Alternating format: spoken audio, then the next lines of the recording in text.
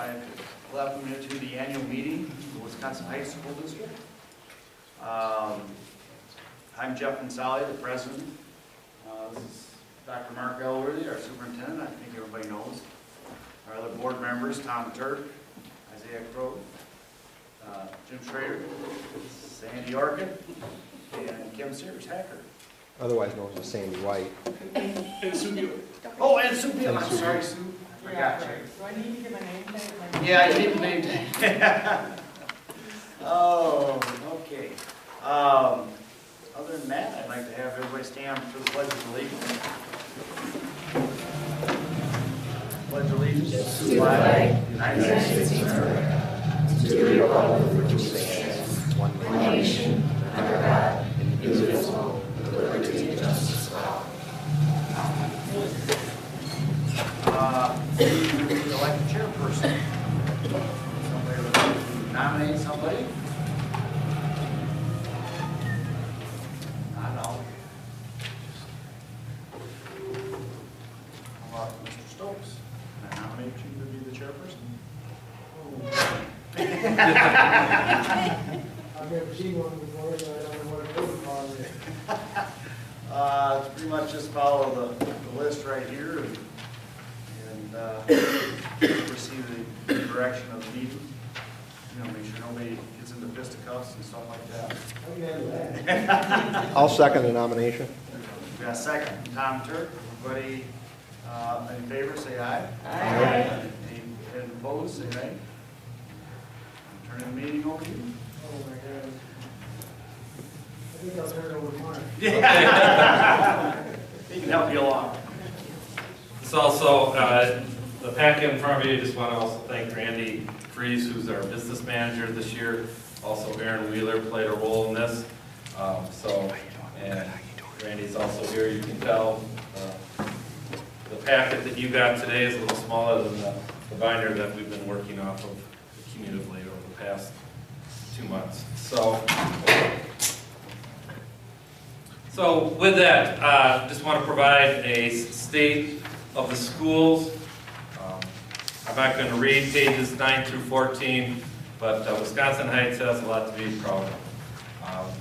In the past year, we've added staff to support our initiatives in terms of making sure every student has the best opportunity possible with both in math and reading with our interventionists at the elementary level. I think that has been fantastic. We also work and are proud of our ability to provide a personalized education for our students. And we continue to ask ourselves, what does that look like? And how will we get there in terms of the challenges in the future, as well as, you know, the areas where we'd like to improve upon. I think we're very appreciative that we've passed a third referendum in 5 years. I think that is incredibly, you know, it's made us allowed to operate and provide a quality education for our students. I think the diligence of the board also in terms of moving forward and looking to the future, building in the work in the past of the energy conservation projects and also the commitment to the curriculum, I think has been very important. This year has been especially rewarding. In the summer, we brought together a leadership summit. We need to designate the clerk. No, she's here. We need to approve the minutes. She's Doesn't here. it clear if the clerk of the... But we need to approve the minutes. Okay, but we do need to approve the minutes. I apologize, I didn't catch that. Oh, that would be Scott. Scott. So we have a clerk. And who is the clerk? Sandy's here. Approve minutes, last annual meeting. I'll make a motion to approve the minutes from the Second. last meeting. I'll second it. Motion and second, all approval, say aye. Aye. Opposed? Motion carries. All right. Sorry Okay. about that, Mark. So a little bit of a warm-up. But this is a big year for us. And we have representatives and a lot of people have been involved with the Wolf Run Association, the Good Neighbor Trail, that will make our meeting a little more special in terms of asking the people here to approve working on an easement with Dane County. We'll talk about that later. We also have some other improvements. As you all know, the Department of Transportation has scheduled next summer is the time to redo our entrance and exit.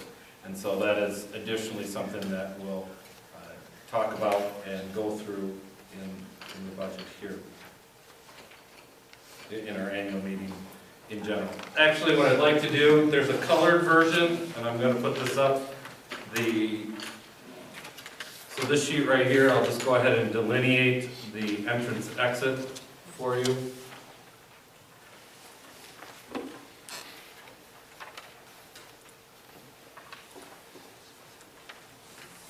There are three parts to the construction, and so this is a little bleached. Right here is section 2. That's the yellow part. You can see that in your sheet. If you don't have a colored sheet, they are right there. Then you have another part, which is red on your sheet of paper. It's right here. That is the other property that the DOT would like to purchase from us. And the temporary easement is the blue part. And I'll just highlight those. So those are right there. So again, there's one other component of this purchase with a private landowner, which is right here, the yellow. And what this yellow in this area is they're designated, the right-hand turn lane is coming into the field a little further. Right now, the DOT thinks they may move some of the fence temporarily, but the fence will remain where it's at. The other difference, and we're still waiting for that final report, is we may end up placing the field 10 yards further north. And that's part of the compensation plan. We'll work that through. Then, again, you have the red area that's right here. This is the largest component of land. And down to here, that would be purchased. But then the TLE, or temporary limited easement, is this area right here. Yes? Question, please. Yeah. With all this new construction going for the exit and everything, is there, brought up any idea of guardrails along Highway 14 going in or not? DOT hasn't brought that up. Has anyone mentioned it to them? I can verify with it, it hasn't come up in conversation. What I've seen on highway systems, and this occurred when I was living in the Milwaukee area, they probably would use the high tension wire as opposed to the guardrails. That's what they use to prevent crossovers in between. It's something we can bring up. Also on this end, just to note, they are working on this corner also, on the pitch, but they don't bring that up as much when they're working on it. Specifically tonight is about these three areas, but I can bring that up with the engineers and just ask.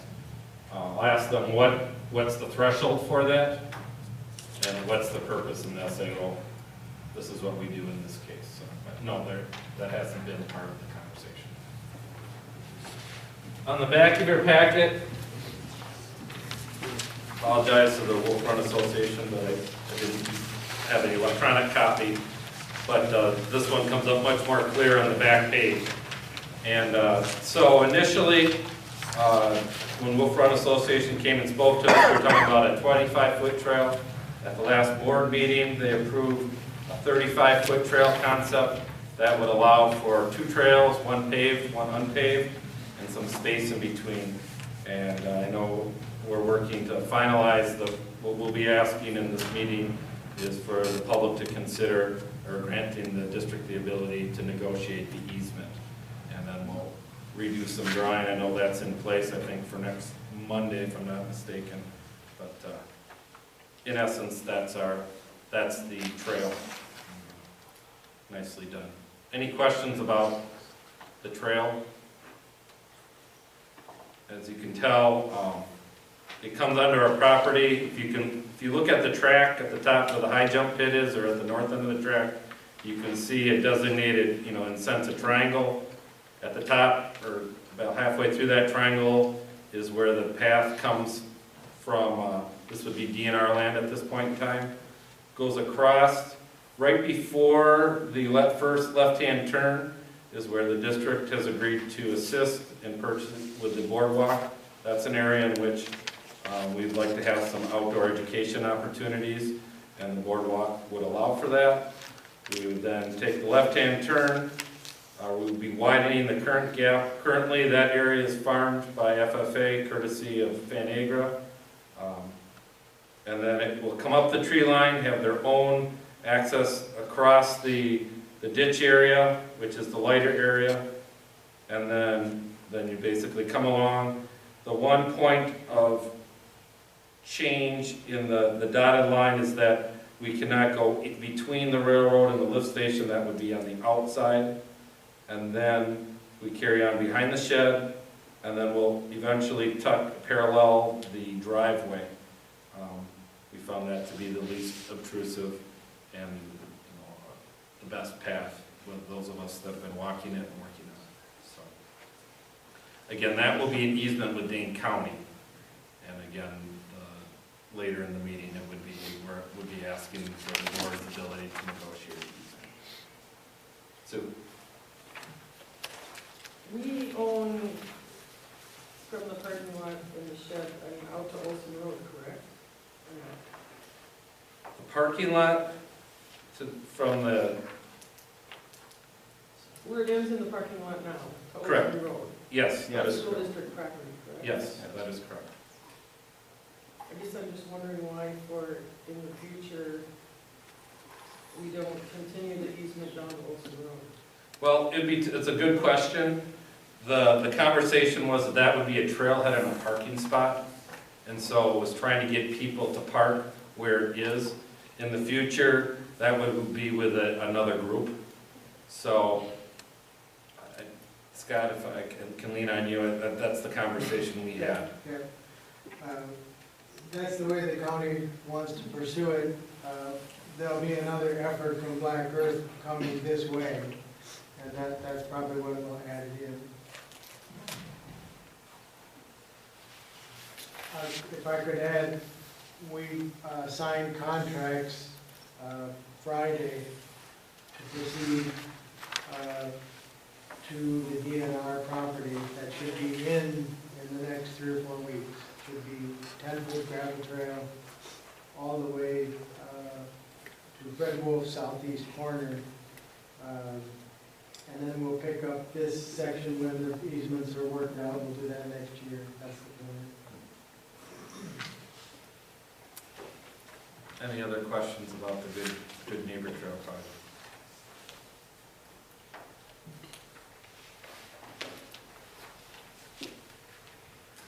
Then what I'd like to do is kind of point you towards page 7. Scroll down. What you have on page 7 is a summary of the proposed 2013-14 budget. And the first section is basically the top areas. Our grand total is $9.574 million. And so, with any educational entity, salary and benefits is the largest part. And these are concepts, these are the biggest, if you will, the biggest areas. Anything that didn't fit into the topics, salary and benefits, transportation, utilities, paper, buildings and grounds, roof replacement, technology, that all got loaded into supplies. And so, we use that as a catch-all. This year with roof replacement, usually our roof maintenance is $100,000 a year. Because of our settlement with Black Earth Utility, that's bumped up. If you came in or you've seen the construction at the LMC, that is half of our project. For this year, we'll also we would like to finish the year and do 2 more roofs, the roof above the boiler, and then the roof above the old high school main office, and then finish all our roof construction in the summer with the remaining roof, which essentially is the high school proper. Basically, it's the first hallway and the second hallway is the last big project.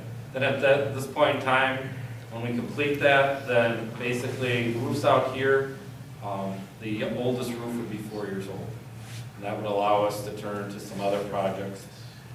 We did take a sidestep in 2010 Black Earth needed some specific work on the front of the building, the ephes is what it's called, as well as the roof. And so that jumped to the top. Currently, our other roofs are holding. We have areas that we watch, but we just had a major analysis last year, and we did some minor maintenance to get us to address those questions and issues. In terms of specific items, again, these are areas that, how should I say, people want to know. These are total, so when I say athletics, this is salary, benefits, transportation. These are not meant to be inclusive, where this is summative right here. As I go back, Fund 10 is regular funds. Fund 27 is special education dollars, only for special education. These dollars are more and more stringent, more specific, difficult for us to spend at times. And then food service, this is what we're estimating based on last year's performance. The last couple of years, we've had to do a buyout. We are switching over. I have a transition meeting tomorrow with Tyler.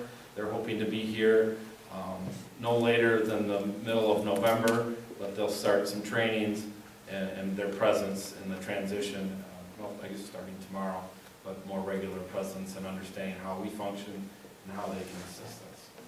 Specific items here, again, these are kind of topics that people ask about. And again, inclusive of all funds. And again, you can see some redundancy. Utilities now feel much more comfortable with the way we have that budgeted based on where we need to be. Debt service, that comes down here. I'll talk about that in a little bit. This is how much we spend on paper and copy machine, copy lease and charges. In terms of debt, district should be very proud. We're paying off the middle school next year. So this amount for 422,300, that will be gone, final payment in April next year. The state trust fund we paid off last year, or this spring, last fiscal year. So at the annual meeting next year, we're going to be talking about track and lighting and quality school construction bonds, which is more or less zero interest, and next year we'll have, let's see, 6 more years to go if I'm counting correctly, but we're halfway there. So very manageable, and the board has done a great job of making sure that we're in excellent shape.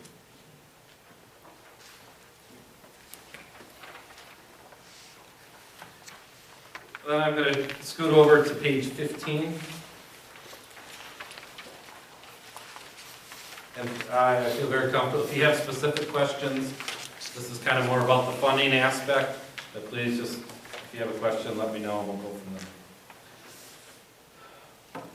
This is Wisconsin Heights equalized value 7-year history. You can tell we've had some ups and downs. Actually this year, we had a $7 million reduction in equalized value. Largest was the village of Mesa, Maine. And so that has an impact. It impacts us this year in terms of availability of money, but it will help us next year in terms of aid. And so it's a balancing act. I'm going to come back to this levying history a little bit, but right now we're forecasting an increase. It's a result of a couple things. The increase went up because our equalized value went down. That's part of it. We also have $400,000 less in state aid.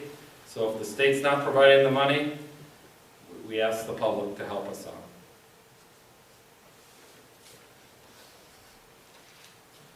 What does it look like? So as you can tell, the levy is local, the state aid is the state dollars. And the dollars and cents may be, in a sense, too large. It's not like we look in our checkbook and see those dollars. But in terms of percentage, right now, 23.5% of our district is funded by the state. The rest is our community. The community fund, 76.5%. And we're very thankful for that.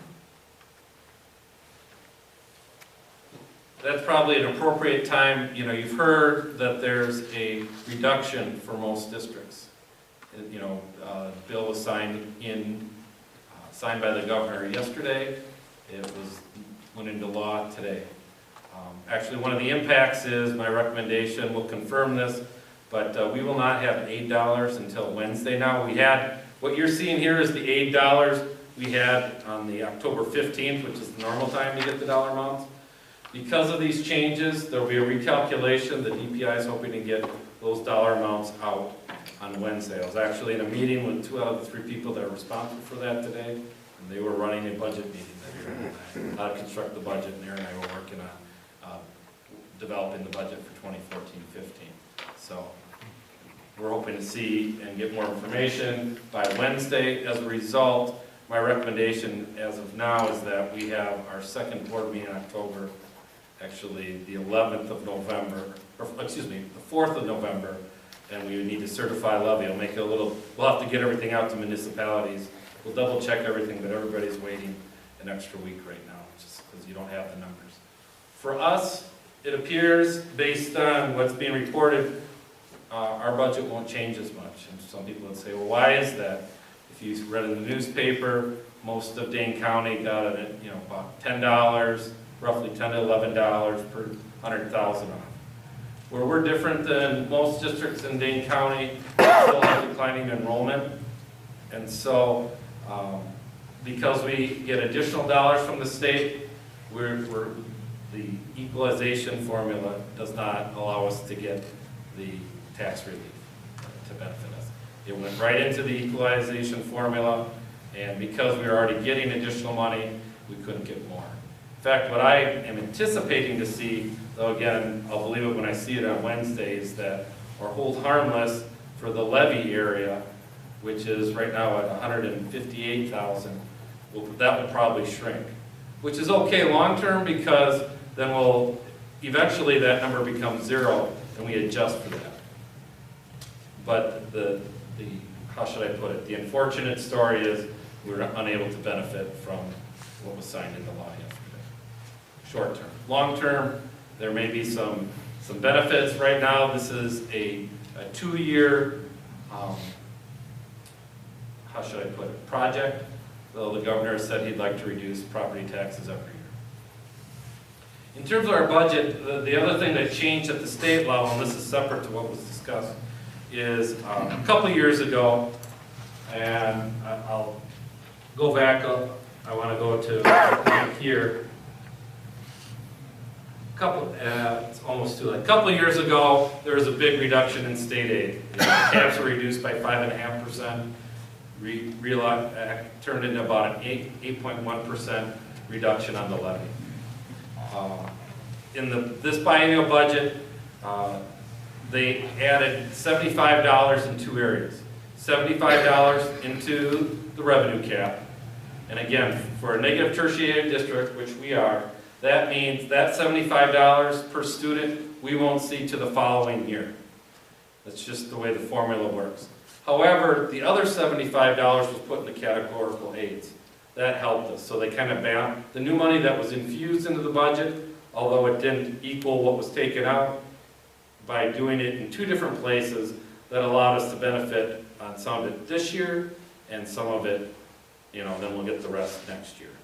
They're hoping that next year on the levy, the law says an additional $75, and so then a year from now, or 2 years from now, we'll get the full benefit. And depending on what the next biennial budget looks like, we'll know more at that time. And that's traditionally how it's been. Now, the big thing, when the revenue caps were lowered dramatically, we got a high amount of special adjustment aid. So this is money that, how should I put it? It never feels like enough, but if we didn't have that money 2 years ago, it was $1 million. That year we had reduced almost $1 million. If we don't have special adjustment aid, we're $1 million more short, which That would have been a fund balance year. Same thing happened, I guess I can't speak for the board, but that would have been discussed. I mean, I don't, asking for additional million, I think that would have been tough. Again, this year, with decline in enrollment, this kicks in, things, again, this comes back. This is the challenge of the equalization formula. So eventually, this money goes away, but I think what's really important to notice is that, again, in 2011-12, and as well as 2013-14, without special adjustment aid, we have a lot less money.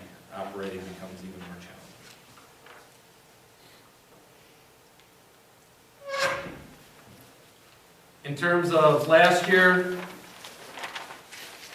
we ended up growing the fund balance. We've had some preliminary discussions of this money. The good news is, if we use this money or consider using the additional 310, that would be able to fund the roofing projects next summer without going to a referendum, a roofing referendum. And that was something that was starting to be discussed. Right now, if we use that money, then we're able to complete our roofing projects, and that will be something discussed by the board in the near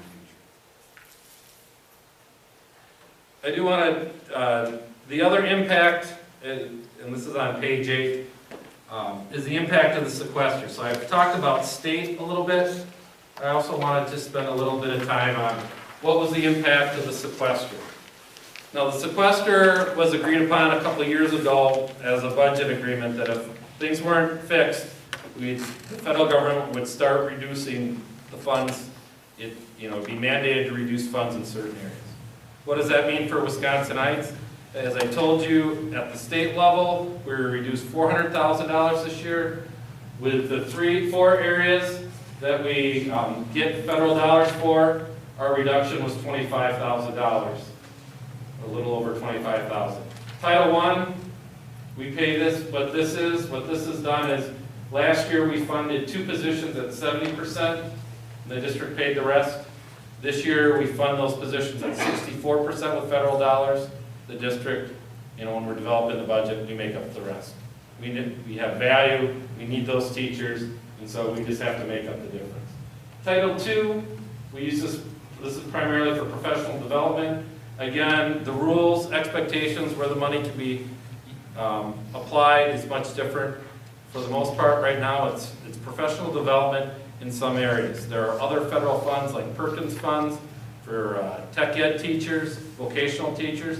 We can no longer send them to conferences or pay for training using Title II dollars. That's all Perkins money now. IDEA, again, this is our allocation, reduced by 9.5%, which is $12,500. Then also our zero interest free bond subsidy, we had that reduced, so zero interest is no longer zero interest. It's almost free zero interest bonds. So, any questions about that? So again, just to kind of summarize, our state aid is 23% in 1993. It was promised to be 2/3. We are currently 2/3 of 2/3. Special ed dollars, again, a lot more difficult to spend.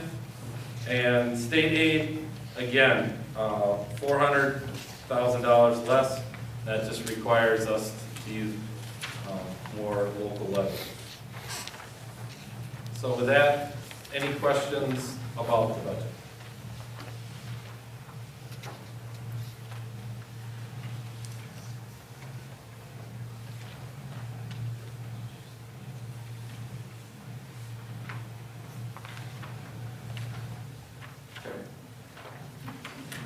Then with that, what I would do is I will go ahead and just talk about the budget. Start on page 19. Actually, I can start on page 18.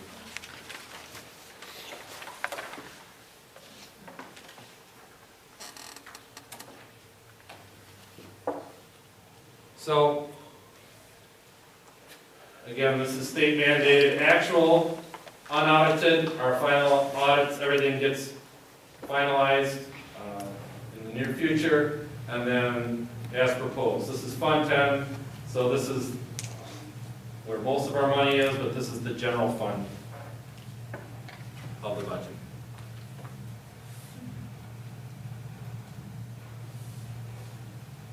And then this is what the board will be approving in terms of the operating budget.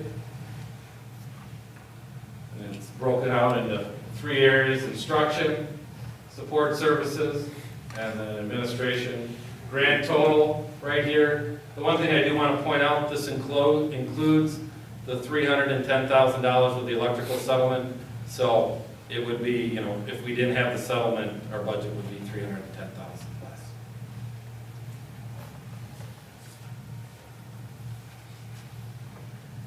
'27, '21, and '27 student activity accounts and special education.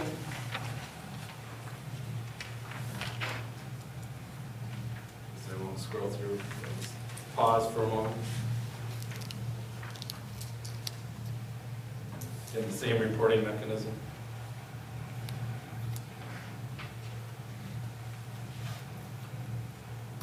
Debt service.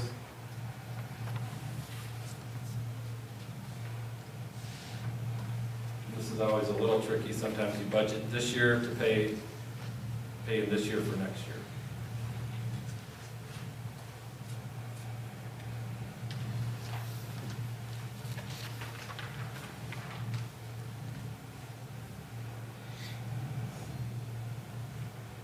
And then we have Fund 10. And as I said before, in the past couple of years, we've been buying out. Last year was 23,648. This year is $18,218.33.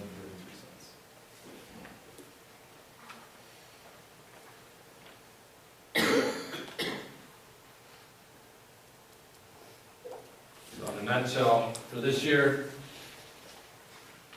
again, this is all based on equalization. We've got the equalized value that went down 1.16%. This is our levy. Percent change in the levy, 3.95. Mill rate change at 5.16.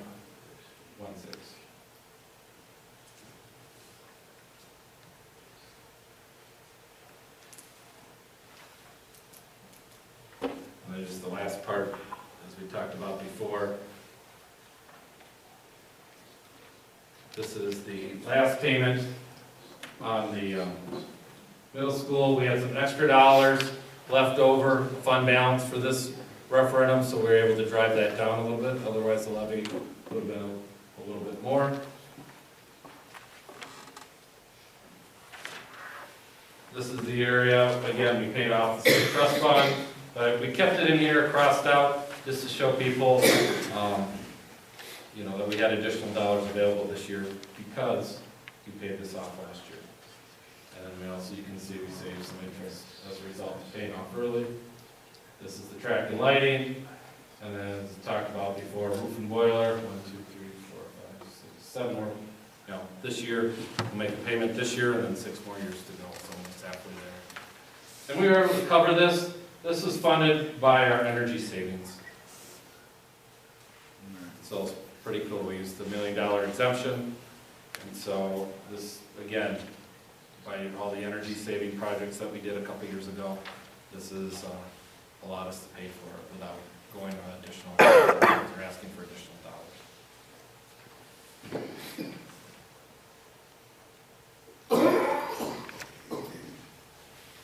Any questions? Before I get to turn it back over to you, Scott. Yeah. So that was the budget summary? Yep, and so, Public hearing and review, now is that a? so I can answer any questions if there are any questions at this point in time. Any questions? Okay, moving on.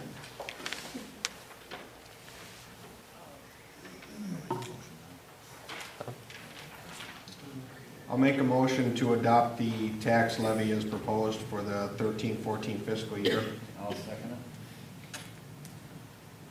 it. Is that a motion and a second? Yeah. Discussion?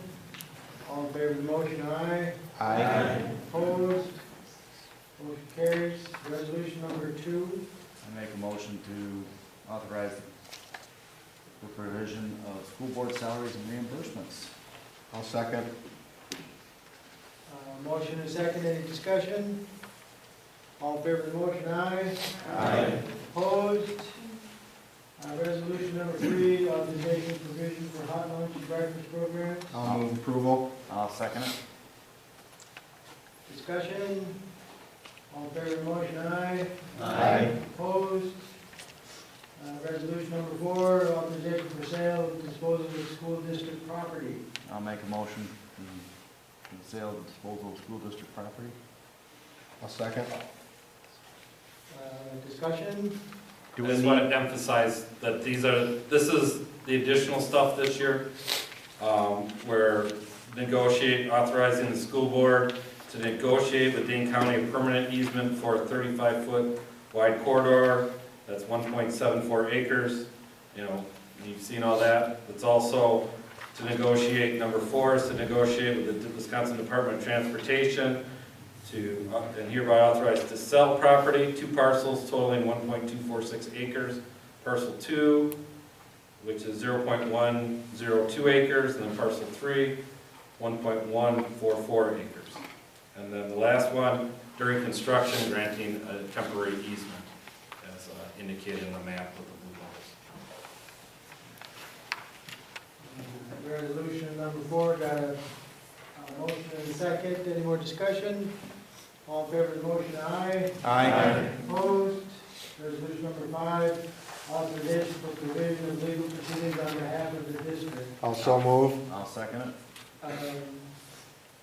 Mark, maybe you should tell me what this is.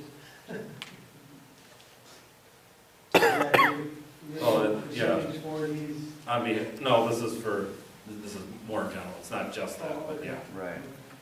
This is done every year. Yeah. Yes, this is done every year. This gives a, So if Allows the there board to is work a on the- question legal, the board's Right. authorized to. the deal with legality. Yep.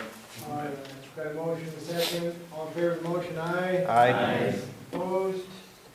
Motion carries. Resolution number 6, authorization for lease of school district property. So moved. Second. Motion and second, discussion. The share rare, but we do interest on leases. All in favor of the motion, aye. Aye. Opposed? Motion carries.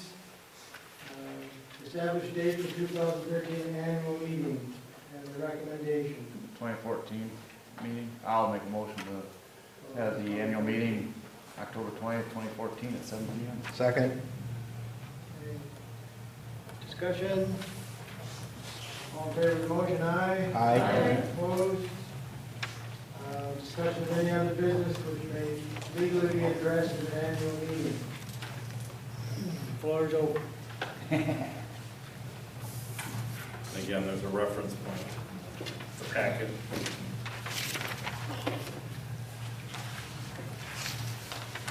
There was.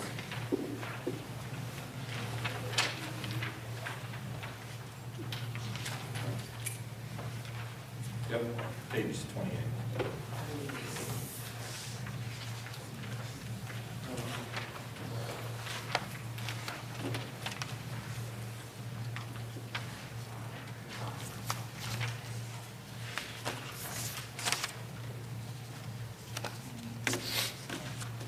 Anybody have anything they want to address? Make a motion to adjourn the meeting. Second.